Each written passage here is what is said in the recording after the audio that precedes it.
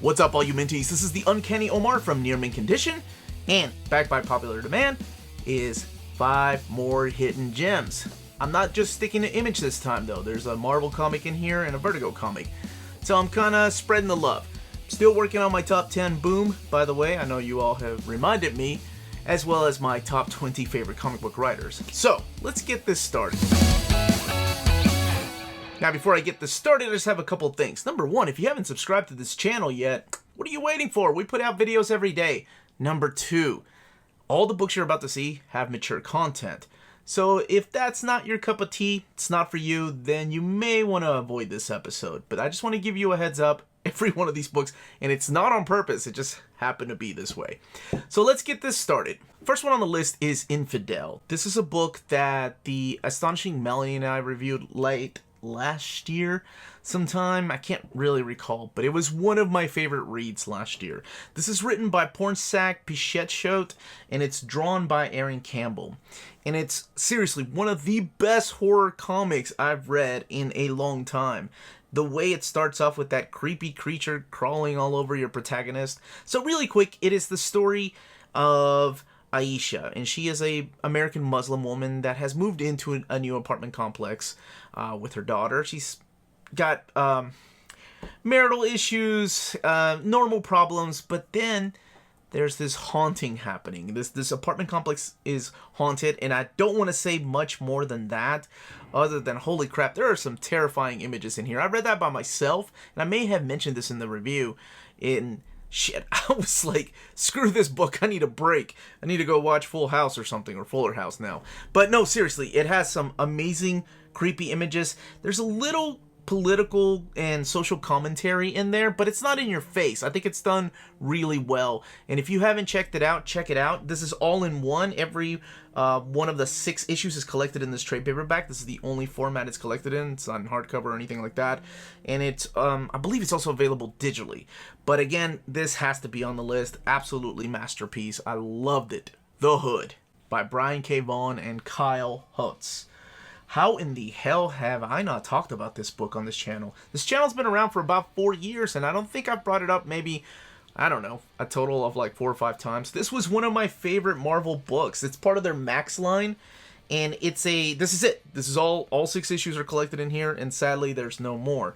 So pretty much is, how do I put it? What if Spider-Man was an asshole? That's pretty much the way I would describe this. It's the story of Parker Robbins. He's a 19-year-old with a pregnant girlfriend, and he's cheating on her with his mistress. He can barely make ends meet, and so he has a lot of issues. One night, Parker comes across this hood. It's a mysterious red cloak and a pair of boots, which allow him the ability to fly as long as he's holding his breath. And, oh, he can also turn invisible because of the hood. Now, normally when you're reading a Marvel comic, when something like that happens, these guys go out and fight crime.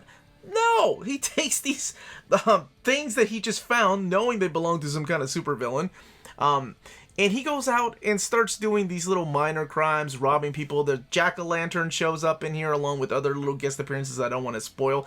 But this is a series that really doesn't get enough recognition. Like, I don't hear a lot of people talk about it. I think most people think of the Hood, they think of his crappy appearances in the New Avengers by Brian Michael Bendis, and I appreciate that he tried to take him out of obscurity, but his story is so good. I wish there was more of this. Now, Kyle Hotz, I've known him to be an inker. This is one of the rare few times that I've seen him on pencils and ink, so this was really crafted really well, and it's all told in this one volume. It's available in trade paperback. This is the standard size hardcover, but if you can find it anyway, I strongly suggest reading it. It's a lot of fun. We Stand on Guard. You may have heard his name already, Brian K. Vaughan. Like, literally, right before I mentioned this, I didn't even realize that I put 2 BKV books back to back, and they weren't even supposed to be in this Hidden Gems. But you know what? I was like, screw it. I need to talk about this book. So it might have been that I was working in Toronto that this book really affected me more than it should have. So this is, yes, We Stand on Guard. Now, it's basically the story of what if, in a possible future, America, or the US and Canada are at war with each other. With giant mecha. That's what this is. Big giant mechs and beating the crap out of each other. And Canada is kind of like the underdog. They're overpowered by America. And there's this rogue team that teams up with another team. And the least I say about it, the better. But don't get too attached to too many characters, because they don't last very long in your classic BKV style. And the only negative thing I really have to say about this is that it only lasted 6 issues. All of it in here, by the way, collected in trade paperback and in hardcover. And you'll want to keep reading more when you're done with it. And it's amazing to have Steve Skroce back. Of course, Steve Skroce, he's the guy that did Cable, he did X-Men, and then he went, he actually did Spider-Man for a while. But he went on to do Hollywood storyboards. He did the storyboard for The Matrix. So it's always nice to see him come back and do comic books from time to time. At this moment, I just want to remind you all to hit that like button and subscribe button if you haven't subscribed yet. Ring that bell for notifications.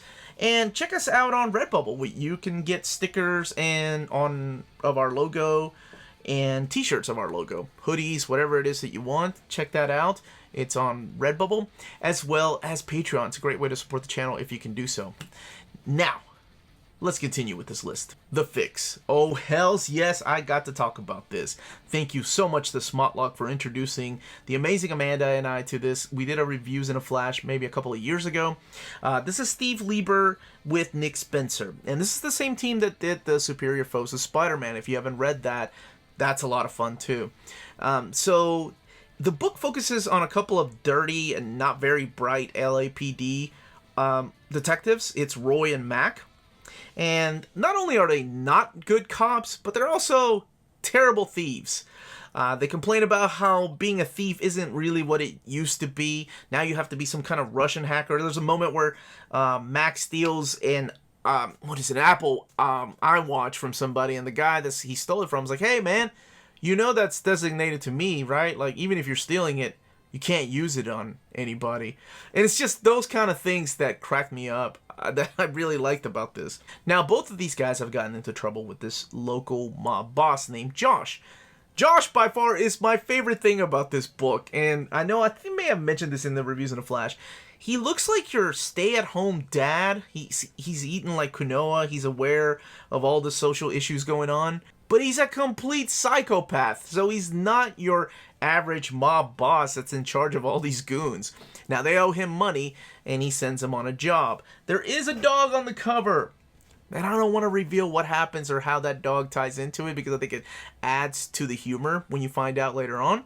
This was such a huge surprise to me. I loved everything about this book, from the pacing to the dialogue, which a lot of it is profanity. So, you know, if you're offended by that kind of stuff, maybe avoid this book. I love the artwork. It's great, cartoony, and it just really suits the tone of this story. Now, this is the only book out of the 5 that I'm showing today that continues. There's, I think, 3 volumes altogether to wrap up the story. It is out of print, but it is really cheap to find, and I strongly suggest it. I had a lot of fun with it. I don't know if you all may, but if you haven't read The Fix, damn, this one made me laugh out loud a lot. And wrapping it up with The Wake. This is by Scott Snyder and Sean Murphy. A lot of you all were wondering why this wasn't on my top Vertigo list.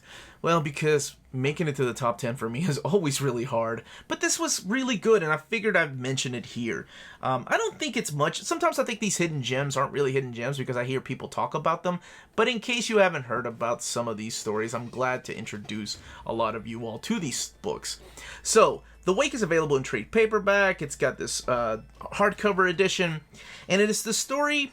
So there's 2 stories. The first story is about marine biologist Lee Archer. And one day she's approached by the Department of Homeland Security to go on a task, and she declines. But then she quickly realizes that they will not take no for an answer. So she ends up going into the Arctic Circle with these bunch of roughnecks on an oil rig.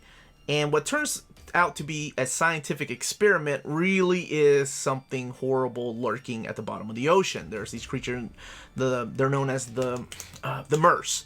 So the MERS are living underwater. It's horrific. I mean, you can kind of tell what kind of story. It is a horror story. But there's a second part to this story, and that takes place about 200 years later. And all of this is kind of put together by the MERS.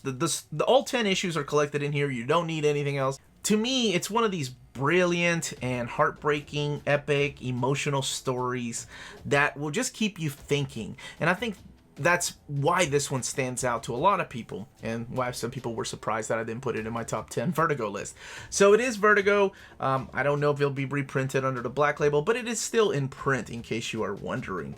And if you haven't checked it out, yeah, this is one of Scott Snyder's, I think, best works, because you know he can do horror. I mean, he's done American Vampire, and there were a little bit of horror elements in the Batman New 52 run that he had. And then you have Sean Murphy, one of my favorite artists. He is freaking phenomenal. And I always like it when he collaborates with other creators too. But yeah, if you haven't checked it out, The Wake. Now, most of these books can be found at our sponsor, cheapgraphicnovels.com, your online home for brand new graphic novels and collected editions up to 50% off the cover price. Cheap Graphic Novels prides itself on packaging your books so they arrive safely and in excellent condition, as well as prompt and helpful service. And check out their bargain bin for even greater deals up to 90% off cover price. And for you minties, Cheap Graphic Novels is running a special promotion. If you're a first-time customer, let them know you were referred by Near Mint Condition at the checkout, and you'll receive a credit for free shipping on your next order. Now, this is only for U.S. customers. Cheap Graphic Novels, your source for the hottest books with the kind of deep discounts, quality shipping, and customer service that will keep you coming back for more. And that's it. That was 5 more hidden gems. Let me know in those comments down below if you want me to continue this series. I'd love to. I'm sure I can find a bunch more. Maybe I can start doing some European books and bring in some other manga. I don't know if I can do manga. Well, then, you know what? I'll do some manga. Maybe some hidden manga. I still need to work on my manga list. I still need to work on my boom list and my top 20 writers. I have not forgotten about that. I promise I will get to that. This was the Uncanny Omar. Please don't forget to hit like, subscribe, and ring that bell for notifications. More importantly, please, everybody, just stay healthy, stay safe out there. Much love to you all.